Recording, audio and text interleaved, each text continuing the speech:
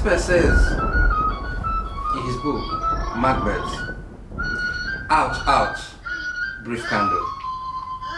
Life is but a walking shadow. A poor player that frets, struts upon the stage, but soon after is gone. Like a story told by an idiot, full of fury and sound, yet signifying nothing. Events of the recent past have made us to actually question our commitment to the country called Nigeria, or rather, the commitment of our leaders. 19 northern governors came together a few days ago and issued a proclamation saying that the presidency must remain in the north. Why, before then, the southern governors came together with their own rhetorics that the presidency must return to the south. As we celebrate today, 61 years of nationhood, we ask ourselves certain questions. Are these leaders speaking for the masses, or are they speaking for their own selfish interest? In the north, terrorism has taken over the land. In the southeast, it is the issue of the unknown gunmen. And one would have expected that the leaders from various divides would have come together to put heads together on ways to move the country forward, rather than making political statements that will further divide the nation. The problem of the masses is not where the presidency will return or where it will be retained. The problem of the country is finding competent leadership. A leadership that will inspire. A leadership that will navigate the people out of the current quagmire. From the look of things, it seems we don't have it yet. August 31st, 2021 reminds me of what has been trending on the social media lately. Goodbye, Nigeria. A young Afghan footballer by name Anwar Zakari, 17 years of age, was fleeing the country when Taliban took over Afghanistan. And as he left, he turned and looked at the mother and said, "Goodbye, Afghanistan." He has wondered what future he had under the Taliban regime in Afghanistan. A terror regime that trampled on the right of women, on the right of children, and took away the future of the youth. As writers from various continents compared the Afghan experience to Nigerian experience, our leaders were quick to point out that Nigeria will never be Afghanistan. It's time we start matching our rhetoric with action. Has the country not been taken over by terror? Bloodletting is the common thing in Nigeria today. Why our leaders whine and dine or roll out their drums in celebration of independence? What future do we have to show for it? A friend of mine left Nigeria through the forests and trends of Libya. As he left, he turned and said, "Goodbye, Nigeria."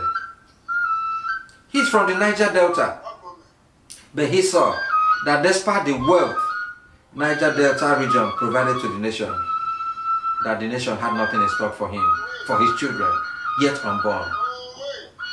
His friend, Ahmed, is from the northeast, where Boko Haram has taken over the region. Our senators only remembered now to term the bandits terrorists. But they are killing your own people. Why bring politics into the life safeguarding the life of the people?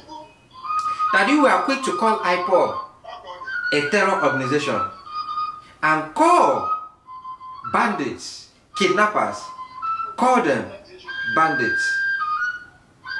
Who are you meting out the injustice to? To the southeast or to your own people? Who are they killing? Your people. It's like somebody taking a knife and stabbing himself on the foot, thinking he is stabbing the enemy. The greatest threat to Nigerian nationhood are the elites. It's time we rise up to the occasion. Call a spade and move Nigeria forward. We don't care where the next president comes from. What we care is a competent leader that will realize that the data show that 7 million Nigerians further dropped to poverty. And I'm sure that data is even wrong, because I am sure that more than 100 million Nigerians are below the poverty rate. And we are celebrating nationhood. A country that cannot boast of robust justice system, where politicians can procure judgments, where politicians can get judgments that will shield them from being prosecuted after looting the wealth of their own people. A few days ago, a popular Southeast politician ran to the courts after being accused of embezzling 7-point-something billion of his own people. And he ran to the court and procured a judgment that he cannot be tried again. Is that the nation we can be proud of? The problem of Nigeria is number 1, judiciary. Number 2, judiciary. Number 3, judiciary. If we can reform Nigerian judicial system, where it becomes the true hope of the common man, Nigeria will progress. If we can reform the judiciary, where it's truly independent and it speaks for the people, a country that has no law and order, that country has no future. A country that can kill protesters and leave sponsors of terrorism, that country has no future. A country where the leaders wine and dine with the blood of the common people, that country has no future. As we celebrate today, let us continue asking ourselves the questions. If we live until the next generation, what can we boast of leaving behind for the generation yet unborn? A leader is remembered for the good things he left behind. It's called legacy. Nigerian politicians don't know what is called legacy. In a Stone Age era of the past, and bringing that Stone Age era to the present, where the quality of the legislators we produce are nothing to write home about. Legislators that cannot move forward to approve electronic transmission of results because they want to continue manufacturing numbers, and the people are clapping for them without knowing that when we have a good electoral reform or a good electoral system, the politicians will be held accountable. And that is what they are running away from by not reforming our electoral system. As we cry today for a good judicial system in Nigeria, we remember what is trending. Goodbye Nigeria. Goodbye Nigeria. Out, out. Brief candle. Life is but a walking shadow. A poor player that frets and struts upon the stage, but soon after is gone. Like a story told by an idiot, full of foolery and sound, yet signifying nothing.